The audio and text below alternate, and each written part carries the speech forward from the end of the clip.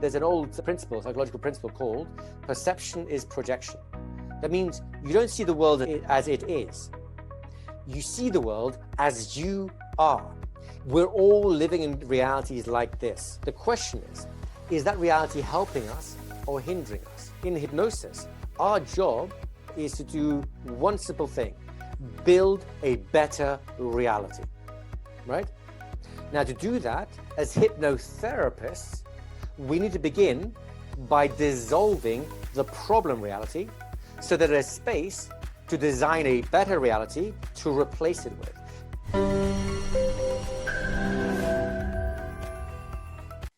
Let's get into another discussion here, guys. This is a really important discussion.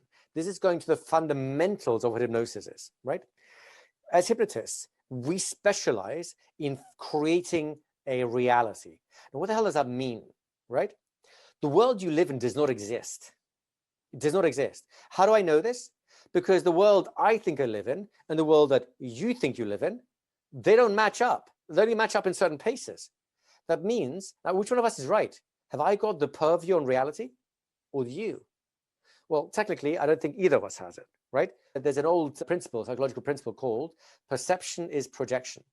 That means you don't see the world as it is. You see the world as you are.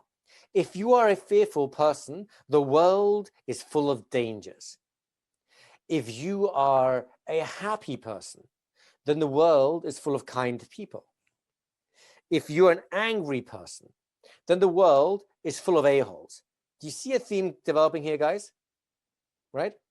The fact is, the world is a really big place. It has kind people, it has a-holes, and it has dangerous people, right? But our minds filter for environments and people that meet our expectations, right?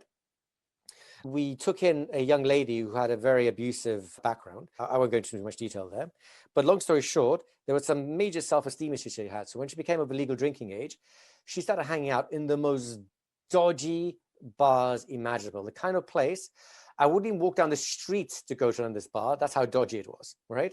And if I ever found myself in that bar, I'd be making a quick U-turn right back out again. Why? Because my mind does not want to live in that environment. But because her mind came from a place of abuse, she felt comfort in that bar, right? But here's the problem.